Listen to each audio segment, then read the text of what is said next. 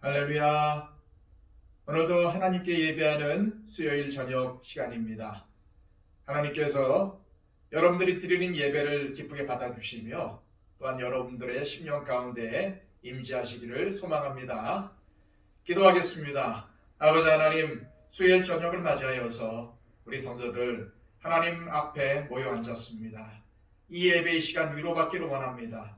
하나님, 우리 마음 가운데 오셔서 우리의 모든 것들을 회복하여 주시고 또한 아버지 하나님 앞에 예배하는 우리의 예배를 기쁨으로 받아주셔서 우리의 예배가 하나님을 기쁘게 하는, 참으로 하나님과 교제하는 아름다운 만남의 장이 되게 하여 주옵소서. 이 시간 아버지 하나님, 선포되는 말씀 가운데도 축복하여 주셔서 진정한 하나님의 음성이 들리게 하여 주시고 이 말씀을 통해 하나님의 뜻을 알게 하여 주셔서 아버지 하나님 뜻을 순종하며 아버지 하나님의 말씀대로 살아가는 힘있는 우리의 삶이 되게 하여 주옵소서. 오늘도 주님, 이 예배를 통해서 우리 한 사람 한 사람 만나 주시고 진정으로 하나님으로 인해서 우리의 마음이 기쁘게 되며 열려지는 은혜가 있게 하여 주옵소서. 하나님 홀로 영광 받으실 줄 믿사옵고 예수 그리스도의 이름으로 기도하옵나이다. 아멘. 다 함께 찬송가 67장 찬양 드립니다.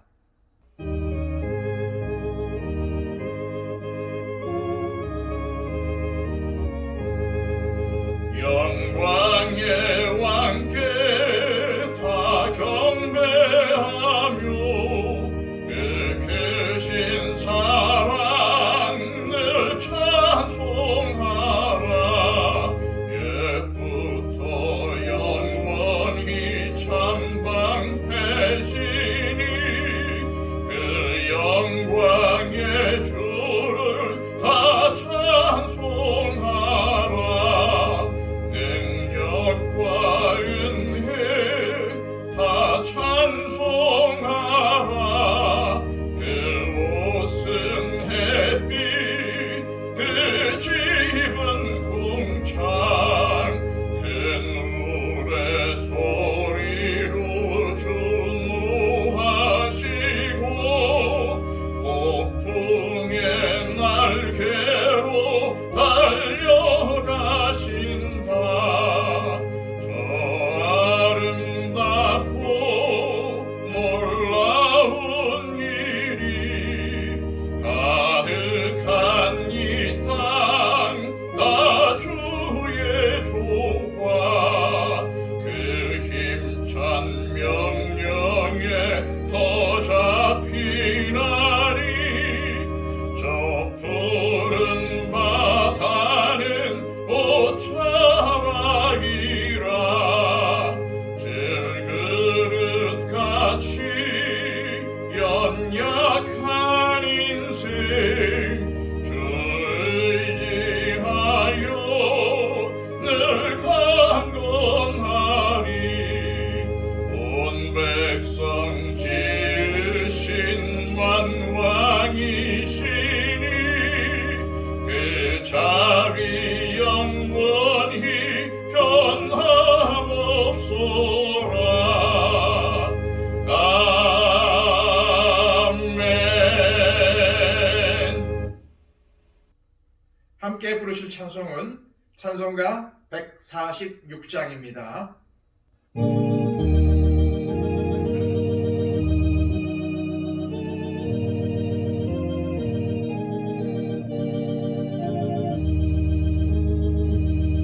저 멀리 푸른 언덕에 그 십자가 위에 주 예수 나를 위하여 못 박히셨도다.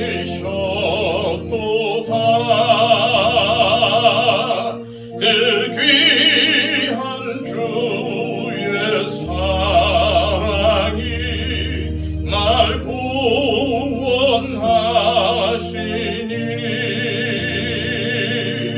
그 사랑 나도 본받아 주 위에 힘쓰리.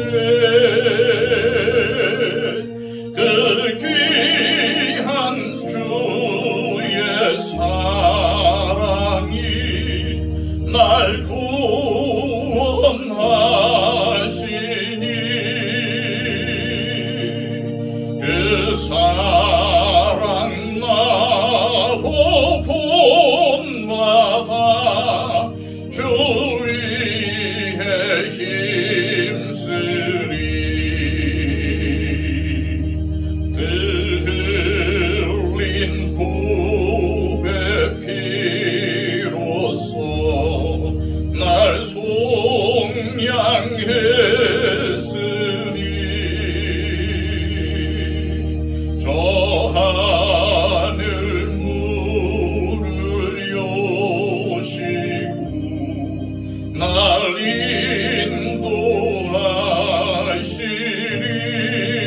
인도하시니 늘 귀한 주의 사랑이 날 구원하시니 그 사랑 나도 본받아 주 위에 힘쓰리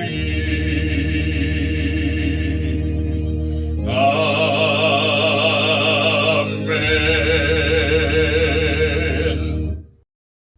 이 시간 우리에게 주시는 하나님의 말씀은 신약성경 마가복음 15장 1절에서 15절까지의 말씀입니다. 신약성경 82쪽입니다.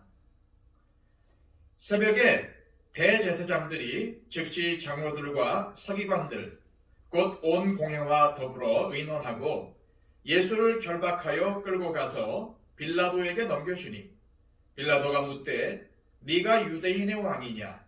예수께서 대답하여 이르시되 네 말이 옳도다 하시매 대제사장들이 여러 가지로 고발하는지라.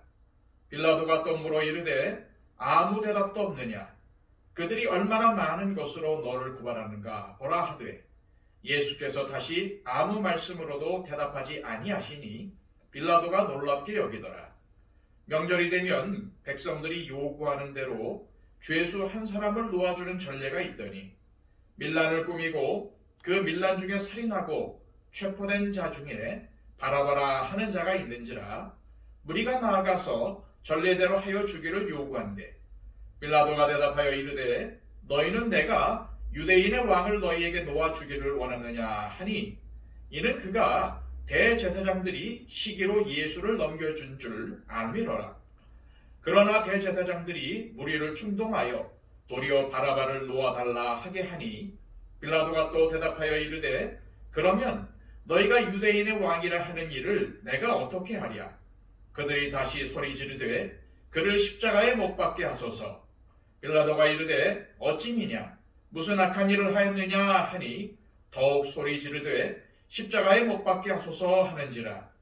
빌라도가 무리에게 만족을 주고자 하여 바라바는 놓아주고 예수는 채찍질하고 십자가에 못 박히게 넘겨주니라. 아멘. 우리가 예배 때마다 우리의 신앙으로 고백하는 사도신경의 내용 중 예수님의 고난에 직접적인 영향을 끼친 인물이 있습니다. 바로 본디오 빌라도죠. 그런데 사실 성경을 읽어보면은 빌라도는 어떻게든 예수님을 놓아주려고 애쓴 것을 봅니다. 그래서 어렸을 때는 사도신경은 왜 본디오 빌라도에게 고난을 받으셨다고 할까? 사실 예수님의 고난의 책임은 대제사장들과 바리새인들, 서기관들, 그리고 유대 백성들에게 있는 것이 아닌가라며 의아해했습니다. 여러분들도 사도신경을 고백할 때마다 이런 생각을 한 번쯤은 해보셨을 겁니다. 그렇다면 왜 우리는 사도신경을 고백할 때마다 본디오 빌라도에게 고난을 받아 라고 고백을 해야 하는 걸까요? 14장에서 예수님을 사형에 처할 것을 산헤드린 공회에서 확정한 대제사장들과 유대 종교 지도자들은 이제 예수님을 결박하여 빌라도에게 끌고 갑니다. 1절 말씀입니다. 새벽에 대제사장들이 즉시 장로들과 서기관들 곧 온 공회와 더불어 의논하고 예수를 결박하여 끌고 가서 빌라도에게 넘겨주니 사실 그들이 밤중에 예수님을 체포한 후 공회로 모여서 사형을 확정한 것은 처음부터 다 불법입니다. 사형 확정 후 새벽에 종교 지도자들이 예수님을 빌라도에게 끌고 갔는데 그 몇 시간 전인 밤에 겟세마네 동산에서 예수님을 체포했고 그 밤에 공회로 모여서 사형을 확정한 것입니다. 하지만 당시 유대는 로마 제국의 식민지였기 때문에 아무리 공회에서 사형을 확정했다 하더라도 유대인들은 사형을 집행할 수가 없었고 오직 로마 정부만이 할 수 있었습니다. 그런 이유 때문에 그들은 예수님을 빌라도에게 끌고 간 것이죠. 빌라도는 예수님께 이런 질문을 합니다. 2절입니다. 빌라도가 묻되 네가 유대인의 왕이냐? 예수께서 대답하여 이르시되 네 말이 옳도다 하시매. 사실 빌라도는 이 예수라는 사람이 기적도 많이 행하고 놀라운 가르침으로 수많은 사람들을 몰고 다녔다는 정보를 이미 다 갖고 있었기 때문에 과연 이 사람이 누구인지 궁금해서 묻는 것입니다. 이에 예수님은 더 이상 숨기지 않으시고 네 말이 옳도다 라고 대답을 하셨습니다. 3절에서 5절까지의 말씀입니다. 대제사장들이 여러 가지로 고발하는지라 빌라도가 또 물어 이르되 아무 대답도 없느냐? 그들이 얼마나 많은 것으로 너를 고발하는가 보라 하되 예수께서 다시 아무 말씀으로도 대답하지 아니하시니 빌라도가 놀랍게 여기더라. 빌라도의 질문에는 대답하신 예수님은 대제사장들이 고소하는 것에 대해서는 아무 대답도 안 하십니다. 지금 대제사장들은 최선을 다해서 예수님을 고발하고 있습니다. 그들은 자신들의 율법이 로마 사람들에게는 별 의미가 없다는 것을 잘 알고 있었기 때문에 어떻게 하든 예수가 정치적으로 아주 위험한 인물이라고 부각시켜서 죽이려고 고발하고 있는 것입니다. 유대인의 왕은 로마의 황제인데 예수가 유대인의 왕이라고 떠들고 다닌다고 말이죠. 어쨌든 예수님에 대해서 신문을 마친 빌라도는 예수님이 결백하다는 사실을 알게 됩니다. 같은 사건을 기록하고 있는 누가복음이나 요한복음을 보면은 빌라도는 내가 보니 이 사람에게 죄가 없다라고 말합니다. 빌라도가 누구입니까? 약육강식의 로마 정치계에서 지금까지 버텨온 달고 다른 정치인입니다. 수많은 정치적 사건들을 경험했고 여러 위기 속에서도 끈질기게 살아남은 인물입니다. 요즘으로 말하면 정치 부당이죠. 그렇게 험한 정글과 같은 정치 세계에서 빌라도는 지금까지 수많은 종류의 사람들을 보아왔습니다. 그래서 어떠한 사람을 만나든지 조금만 말을 나눠보면 그 사람이 어떠한 사람인지 대략 재빨리 파악할 수 있는 아주 약삭 빠르고 눈치가 빠른 사람이 바로 빌라도입니다. 그러한 빌라도는 예수님에게 아무런 죄가 없다는 사실을 발견합니다. 그런데 여기서 아주 놀라운 사실은 예수님께서 아무 말도 하지 않으셨다는 점입니다. 죽느냐 사느냐 하는 순간입니다. 자신을 변호해서 결백을 밝혀야 하는 시간입니다. 그러나 빌라도의 질문에 네 말이 옳도다라는 한마디 외에는 아무 말씀도 안 하십니다. 자신에 대한 모든 죄목이 다 거짓이지만 그것에 대해 변호하지 않으시고 그냥 침묵하십니다. 그런데 이 장면은 이사야 53장의 말씀을 이루기 위해 그렇게 하신 것입니다. 이사야 53장 7절 말씀입니다. 그가 곤욕을 당하여 괴로울 때에도 그의 입을 열지 아니하였으며 마치 도수장으로 끌려가는 어린 양과 털 깎는 자 앞에서 잠잠한 양같이 그의 입을 열지 아니하였도다. 물론 구약의 예언을 성취하기 위해 그러셨다지만 예수님은 왜 침묵하셨을까요? 왜 그렇게 답답하게 가만히 계셨을까요? 그것은 예수님께서 이 모든 고난과 또 죽음까지도 겪어야 할 것을 이미 아시고 계시기 때문입니다. 그리고 그러한 고난과 죽음 뒤에는 영광이 기다리고 있다는 것을 또한 알고 계시기 때문입니다. 또한 그러한 말을 해봤자 사람들이 이해할 수 없기 때문입니다. 여러분도 지금 사실이 아닌 것 때문에 억울하게 비난을 당하고 있습니까? 억울하고 답답하지만 잠잠히 기다려 보십시오. 언젠가 결백이 밝혀지게 됩니다. 진실은 반드시 밝혀지게 되어 있습니다. 하나님께서 그렇게 하십니다. 그래서 성경은 악을 악으로 갚지 말고 선으로 악을 이기라고 말씀합니다. 왜냐하면 하나님은 이 모든 것을 다 아시기 때문입니다.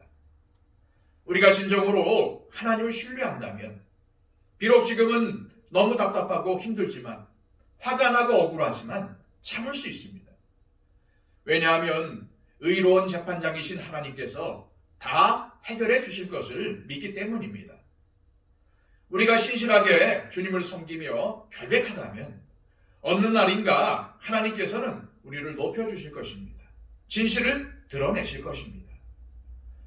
이처럼 하나님께 참 소망과 신뢰를 두고 사는 사람은 즉각적으로 반응하지 않습니다. 침묵하고 인내하며 기다립니다. 언젠가 주께서 진실을 드러내실 것을 믿기 때문입니다. 우리는 세상 사람들과는 차원이 다른 사람들입니다. 꼭 기억하시기 바랍니다.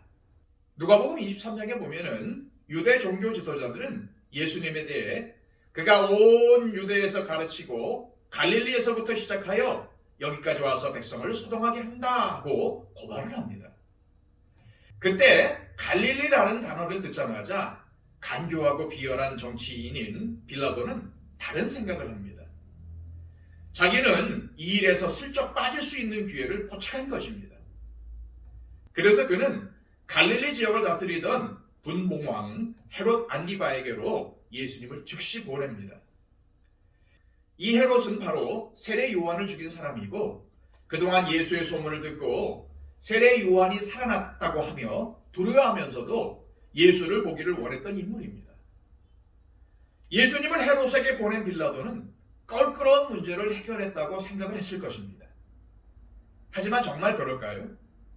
잠시 후 예수님은 헤롯으로부터 다시 돌아와서 그를 더욱 곤란하게 만듭니다. 이 헤롯 안디바라는 인물은 이미 마가복음 6장에서 살펴보았습니다. 그는 동생의 아내와 결혼하는 것이 옳지 않다라고 한 세례 요한의 지적을 듣지 않고 고민하다가 이 세례 요한을 감옥에 가두었습니다. 그러다 동생의 아내였던 헤로디아의 딸이 춤을 춰서 기분이 좋아진 그는 결국 세례 요한의 목을 달라는 헤로디아의 딸의 요청에 어쩔 수 없는 척하면서 요한을 죽이고 말았죠. 이 헤롯은 진리를 알면서도 외면하다가 결국 결정적인 순간이 오니까 악한 길을 택하고 말았던 인물입니다. 이처럼 진리를 알면서도 미루다가 최악의 결정을 한 빌라도와 헤롯. 누가복음에 의하면은 이 두 사람은 원래 원수였는데 그날에 예수님 때문에 친구가 되었다고 기록합니다. 최악의 결정을 한 두 사람이 친구가 된 것입니다. 우리도 때때로 비슷한 경험을 합니다. 하기 싫은 일을 해야 할 때가 있습니다. 그러면 최선을 다해서 그 상황으로부터, 그 일로부터 벗어나 보기 위해 노력을 하지요.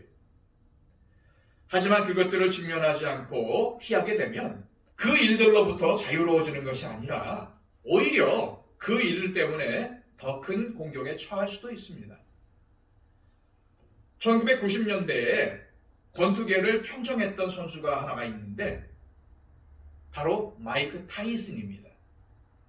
그의 펀치가 얼마나 강력했는지 상대 선수들은 이 타이슨에게 맞지 않으려고 도망만 다녔고 그러다 한 번만 맞으면 다 KO가 될 정도였습니다. 그러던 그가 한 무명 선수에게 KO패를 당하고 말았습니다. 하라는 연습은 피하고 하지 말아야 될 것만 많이 하고 다녔더니 아무리 천하무적이었던 타이슨도 비참한 패배를 당한 것입니다. 이처럼 코치가 연습을 시킬 때 그것이 힘들고 싫어서 살짝 도망가서 모면할 수 있었지만 결국 시합날 아주 비참한 결과를 맞게 됩니다. 만일 우리에게 닥친 어떤 일이 우리에게 반드시 필요한 것이라면 그것이 될 수만 있으면 회피하고 싶은 일이라 할지라도 그것을 피해서는 안 될 것입니다. 믿음을 가지고 담대하게 그것에 직면하면 언젠가는 큰 결실이 나타나게 될 것입니다. 예수님 당시 유대에는 명절 때 로마 총독이 죄수 하나를 풀어주는 것이 전례로 되어 있었고 이제 사람들은 그것을 요구합니다. 6절에서 8절까지의 말씀입니다. 명절이 되면 백성들이 요구하는 대로 죄수 한 사람을 놓아주는 전례가 있더니 밀란을 꾸미고 그 밀란 중에 살인하고 체포된 자 중에 바라바라 하는 자가 있는지라 무리가 나아가서 전례대로 하여 주기를 요구한대. 하지만 빌라도는 사람들에게 예수를 놓아주자는 뜻을 비칩니다. 그러나 사람들은 그의 길이와는 다른 반응을 보이죠. 11절 말씀입니다. 그러나 대제사장들이 무리를 충동하여 도리어 바라바를 놓아달라 하게 하니 이 바라바는 강도였고 살인자였으며 밀란을 일으킨 자였습니다. 그는 당시 로마 정부를 몰아내려고 백성들을 선동하던 열심당원에 속했던 사람입니다. 그런데 백성들은 바로 이 사람을 놓아달라는 겁니다. 바라바는 무력으로 로마 정부에 대항해 싸웠던 인물입니다. 그는 독립투사입니다. 반란을 일으키며 싸운 민족의 영웅입니다. 반면 예수님은 네 이웃을 내 몸과 같이 사랑하라, 네 원수도 사랑하라 라고 가르쳤습니다. 유대인들은 예수님이 능력으로 로마를 물리치고 왕이 될 줄 알았는데 너무나도 무기력하게 체포된 나약한 예수보다 강하고 투쟁적인 바라바가 더 매력이 있었습니다. 백성들이 바라바를 놓아달라고 하자 빌라도는 곤란해졌습니다. 그래서 다시 한번 백성들을 설득하려고 하지요. 자, 12절에서 14절입니다. 빌라도가 또 대답하여 이르되 그러면 너희가 유대인의 왕이라 하는 일을 내가 어떻게 하랴? 그들이 다시 소리 지르되 그를 십자가에 못 박게 하소서. 빌라도가 이르되 어찌 미냐? 무슨 악한 일을 하였느냐 하니 더욱 소리 지르되 십자가에 못 박게 하소서 하는지라. 이처럼 빌라도가 예수님을 놓아주기 위해 열심히 노력한 것은 사실입니다. 요한복음에 보면은 그가 예수님을 놓아주기 위해 애쓴 모습이 더 자세하게 나오죠. 그런데도 왜 우리는 사도신경을 통해 본디오 빌라도에게 고난을 받아라고 고백을 해야 할까요? 우리는 빌라도가 왜 예수님을 놓아주려고 힘썼는지를 잘 생각해 보아야 합니다. 그가 왜 예수님을 놓아주려고 했었습니까? 빌라도가 예수님을 진정으로 생각해서 그런 겁니까? 진리에 따라 행동하려고 그런 것입니까? 결코 그런 것이 아닙니다. 만약 바라바를 놓아주면 자기에게 큰 일이 나기 때문에 그렇게 한 것입니다. 바라바가 풀려나면 또다시 밀란이나 크고 작은 소요가 일어날 수 있고 그렇게 되면 빌라도 자신에게 굉장한 위협이 될 수 있습니다. 그래서 빌라도는 위험한 바라바 대신 전혀 위험하지 않은 예수를 놓아주기 위해서 노력한 것입니다. 하지만 빌라도의 이런 의지와는 반하여 사람들은 마구 흥분해서 큰 소리를 내며 소동을 일으킵니다. 바라바를 풀어주고 예수는 십자가에 못 박으라고 말이죠. 만약 백성들의 의견을 수용하지 않아서 밀란이 일어나면 그것을 제대로 처리하지 못한 자신의 총독 자리가 위태해질 수도 있습니다.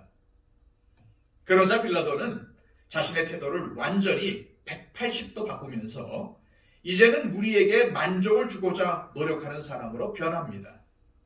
15절입니다. 빌라도가 무리에게 만족을 주고자 하여 바라바는 놓아주고 예수는 채찍질하고 십자가에 못 박히게 넘겨주니라. 빌라도는 예수님이 아무런 죄가 없다는 것을 잘 알고 있었습니다.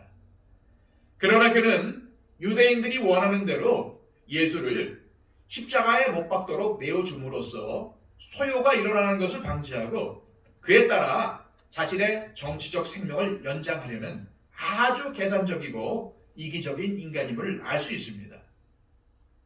사실 이 빌라도는 아주 복잡한 인물입니다. 동시에 아주 이중적인 사람입니다. 그는 예수님의 결백을 주장하지만 동시에 백성들을 만족시키려고 예수님에게 채찍질을 하도록 하고 또 죽는 데에 넘겨주었습니다. 빌라도는 옳은 것보다는 인기를 원했습니다. 정도를 걷기보다는 높은 명성을 추구했습니다. 유대 총독의 자리를 지키고자 예수님에게 사형을 언도했습니다. 한마디로 빌라도는 철저히 진리를 외면하고 오직 자신의 이기적인 욕망을 따라 살아간 사람의 전형입니다. 그렇다면 빌라도는 자기가 그토록 지키려고 했던 권력을 과연 잘 지키고 편안하게 살았을까요? 성경에는 빌라도가 예수님의 재판 이후에는 더 이상 안 나오지만 역사에는 조금 더 등장합니다. 그는 유대의 5번째 총독이었는데 주후 26년에서 36년까지 약 11년 동안 유대의 총독으로 있었습니다. 유대인 역사가였던 요세푸스는 빌라도가 굉장히 잔인한 총독이었고 로마 황제에 대한 지나친 아부와 충성으로 일관한 사람이었다고 그의 역사책에 기록하고 있습니다. 출세를 위해서라면 못할 일이 없었던 빌라도는 다른 총독들보다는 오랜 기간 유대의 총독으로 있었습니다. 보통 5, 6년이면 바뀌는데 빌라도는 10년 이상을 총독으로 있었으니까 그의 아부는 굉장히 효과가 있었던 것 같습니다.